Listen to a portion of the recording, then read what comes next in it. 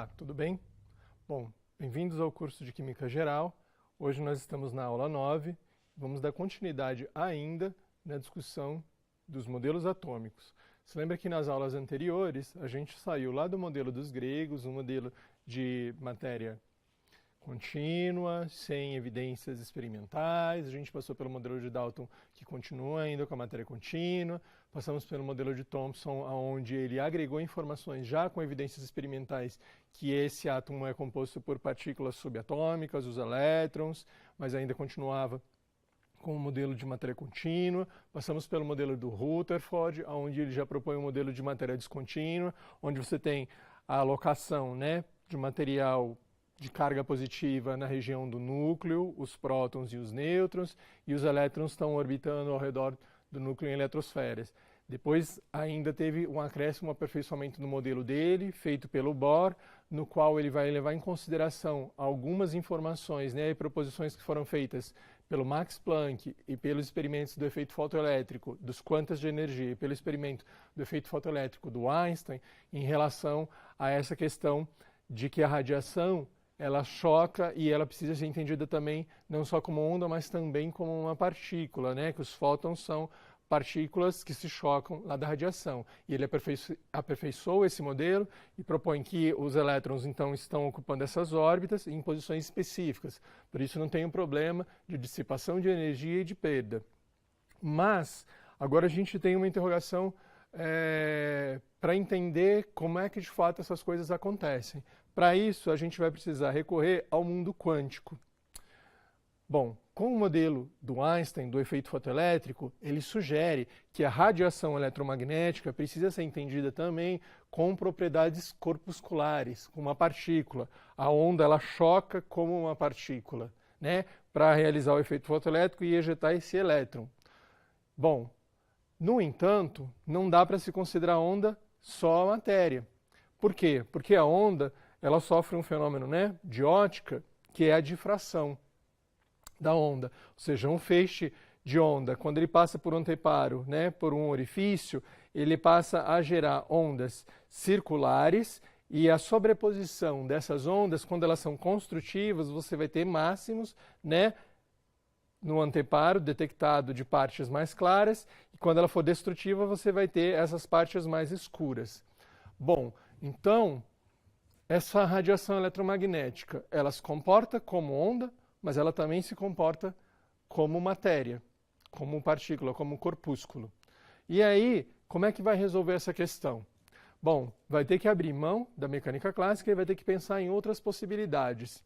Aí vem a contribuição de um cientista francês, que na época fazia a tese de doutoramento dele, o Louis de Broglie, que ele vai dizer, bom, já que a proposição é que a radiação eletromagnética precisa ser considerada também como corpuscular com propriedades de matéria, a matéria também precisa ser considerada como propriedades de onda. Então, ele vai levar em consideração os estudos que foram feitos pelo Albert Einstein e também do Max Planck, do quanta de energia, quantidade específica de energia, e vai fazer uma relação, então, para a massa, matéria, a relação de energia, que é mc², com a forma de obtenção de energia para a onda, que é a energia é igual à constante de Planck, hν, vezes a frequência.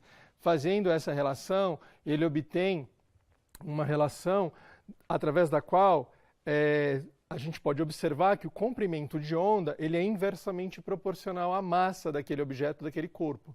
Então, segundo a proposição dele, todo o corpo, toda a matéria possui propriedades de onda. E aí o comprimento de onda ele é associado à constante de Planck mais o momento desse corpo. Vamos dar uma olhadinha aqui em um exemplo para a gente poder entender como é que se dá essa relação e a gente pode perceber de uma maneira bem clara essa questão da proporcionalidade inversa entre o comprimento de onda e a massa. Então, a priori, o corpo aqui, já que ele tem propriedades de ondulatória, eu também deveria fazer o fenômeno da difração. Será que isso vai funcionar? Então vamos pegar agora para objetos de... Vamos pegar no primeiro exemplo o cálculo para o comprimento de onda, segundo a proposta, que ele faz do do comprimento de onda, que vai ser igual à constante de Planck, na razão da constante de Planck pela massa e velocidade, para um elétron, então uma partícula muito pequena, de massa muito pequena, a massa do elétron 9,1 vezes 10 a menos 31 kg, movendo-se a uma velocidade de 1 vezes 10 a 6 metros por segundo. Então, segundo a proposição do de Broglie, o comprimento de onda para essa partícula, para o elétron movendo a essa velocidade, ele é de aproximadamente 7 angstroms. Vamos pegar agora uma outra situação na qual a gente tem um corpo com uma massa muito maior para poder entender melhor essa relação. Agora a gente tem, então, um carro de massa, 10 a terceira quilogramas, movendo-se a 100 km por hora. Só para facilitar um pouco os cálculos, para a gente poder fazer essa comparação, já vamos usar essa relação lá no Sistema Internacional de Medidas, que a gente já tinha discutido nas aulas no início do curso. 100 km por hora equivaleriam a 27,8 metros por segundo. Substituindo na fórmula da proposição que o de Broglie fez, a gente vai obter um comprimento de onda da ordem de 10 a menos 28 angstroms. Então, comparado o comprimento de onda para um corpo, um carro, que obtém esse comprimento de onda aqui, 10 a menos 28, com um elétron de 7 angstroms, a gente nota que os comprimentos de onda são muito distintos. A diferença é muito grande. Então, para corpos que o comprimento de onda é muito pequeno, a gente não vai notar, não vai perceber os fenômenos de ondulatória da difração. Então, ninguém vai olhar para a rua e ver um carro, um ônibus difratando, as pessoas não vão fazer isso. Mas para partículas muito pequenas, a gente observa os fenômenos da difração. E, de fato, lá em 1925, 2 americanos fizeram um experimento da difração com o elétron, que até então o exemplo que a gente tinha visto aqui era com luz, e notaram que o elétron difrata. E hoje, a difração de elétron ela é uma técnica para a gente identificar, estudar moléculas, íons e tudo mais. Bom, então agora a gente passa a considerar que a matéria tem uma característica que a gente precisa levar em conta, que ela tem tanto propriedades de onda quanto propriedades de partícula. Uma outra contribuição muito importante foi do Werner Heisenberg, um alemão, que ele vai dizer que, se a gente está considerando então a questão da ondulatória, é muito difícil numa onda você identificar pontualmente ou bem determinístico a posição exata. Dá para a gente usar uma analogia. Imagine uma corda de violão quando você vibra, Então tem aquele movimento. É muito difícil você identificar especificamente qual é aquela posição exata e aí você interfere nesse sistema. Então, a proposição do Heisenberg é que para esse sistema, considerando a característica dual da matéria, ora onda, ora partícula, não dá para você precisamente pensar agora em trajetória. O elétron, uma partícula muito pequena, um movimento ondulatório, se você determinar a localização, você perde a informação do momento dele. Se você determinar o momento, você perde a informação da localização dele. Então, o que o Heisenberg vai propor é uma ideia que chama princípio da incerteza, ou seja, existe um produto entre a posição e o momento, e quanto maior a incerteza de um, menor a incerteza do outro, que ele vai chamar de princípio da complementaridade. Não dá para determinar um exatamente, você vai inferir em erro e incerteza no outro.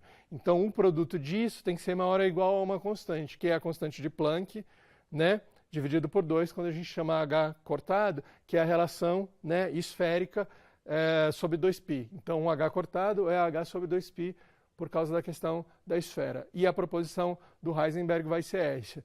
Não dá para deterministicamente você cravar e dizer está nessa posição. Se você faz esse tipo de afirmação, daqui a algum tempo, essa afirmação já não é mais válida porque ele não vai seguir uma trajetória como acontecia para a mecânica clássica. Então, um outro cientista, um austríaco, o Erwin Schrödinger, ele vai levar em consideração essas novas informações, a característica da dualidade onda-partícula, o princípio da incerteza, onde a gente já não dá para trabalhar mais deterministicamente, e a gente começa a pensar, então, na proposição da mecânica quântica de uma forma mais probabilisticamente. Não dá para dizer, isso está aqui. A gente pode dizer que isso tem maior ou menor probabilidade de estar aqui ou de estar acontecendo, né? Muda bastante a lógica de pensamento. Então, ele vai levar em consideração as contribuições do de Broglie, vai levar em consideração as contribuições do Heisenberg, e aí ele vai fazer uma proposição. Ele vai elaborar uma equação que vai descrever esse sistema e esse fenômeno, pensando agora nas características ondulatórias. Por isso, essa equação que ele vai propor, depois teve uma contribuição do Paul Dirac, o inglês, né, para poder fazer um aperfeiçoamento nesse sistema, ele vai propor uma equação que a gente vai chamar de função de onda. Então, é uma função que varia com o tempo. Então, as variáveis que você obtém dessa função matemática, ela está variando com o tempo. E com isso você consegue pensar, então, não mais em trajetórias definidas, como aquele modelo anterior do Rutherford-Bohr, onde você tinha órbitas definidas nas quais os elétrons poderiam se movimentar e naquelas órbitas como se eles não emitissem energia, não perdessem energia, né, não ganhassem. E aí também não faria, ou a princípio resolveria o problema anterior. Com isso, ele propõe um outro modelo atômico para a gente poder pensar a respeito disso. Só que quando ele descreve a função de onda, é uma função que descreve o seu sistema. Qual é o significado físico disso? Um outro cientista alemão, Max Born, ele vai propor que quando você tem a função de onda, né, descrevendo lá o seu sistema, porque a função de onda ela vai ter uma parte positiva e uma parte negativa. Quando você tem o quadrado da função de onda, você só passa a ter valores positivos ali nos seus eixos, né, para poder representar esse sistema. Então, o quadrado da função de onda que descreve o seu sistema, ele vai descrever uma região de maior probabilidade, um volume no espaço, a partir de agora. Então, vocês vão recorrer e lembrar lá no cálculo, quando vocês estudaram integrais, né, que as integrais elas vão determinar um volume no espaço. E dentro desse volume delimitado, é a região mais provável na qual a gente pode encontrar esse elétron. Então, a gente consegue atribuir um significado físico para as funções e não meramente matemático. Então, vamos pensar um pouquinho que psi vai ser o símbolo que a gente usa para descrever a minha função de onda. Então, segundo a proposição do Schrödinger, você aplica um operador nessa função e aí você obtém um valor de energia. Com isso, né, a gente passa a ter, então, a minha função com valores positivos abaixo do eixo central e elas, considerando o quadrado dela, segundo a interpretação do Max Born, a gente consegue calcular as densidades de probabilidade. Nota que há diferenças, considerando que aqui no eixo 0 para x e y, né, seria o zero absoluto onde estaria o núcleo do átomo, e conforme eu vou distanciando, eu tenho um raio aqui, eu tenho mais ou menos máximos onde provavelmente eu encontre o meu elétron. Olha lá, isso daí coincidiria com a questão de um nível, de outro nível, e aí a gente vai discutir um pouquinho mais a respeito disso. Então, quando você faz a resolução dessa equação, a gente consegue calcular a probabilidade de encontrar essa partícula lá dentro, né? A probabilidade não é a densidade de probabilidade aonde a probabilidade é onde a gente pode encontrar. A densidade é toda a região do espaço na qual a gente vai encontrar essas partículas, que isso está delimitado. Como é uma função matemática, então isso vai dar uma região e vai delimitar uma área no espaço e a gente pode obter isso graficamente. Aqui então tem, na proposição dele, a probabilidade ela vai ser proporcional ao quadrado da função de onda. E com isso a gente consegue agora determinar. Lá, aqui é um outro exemplo daquela equação do Schrödinger, então o operador para as energias cinética e potencial, obtendo o valor de energia quando a gente tinha lá no início do curso também estudado isso. E aqui uma representação de como seria esse modelo, ou seja, quanto mais próximo do núcleo, significa que os níveis de energia são menor, então eu consigo ter maior probabilidade de encontrar o elétron. Pode ver que a curva da probabilidade não corta o eixo, porque senão seria probabilidade zero. E a gente já sabe que o elétron não está no núcleo.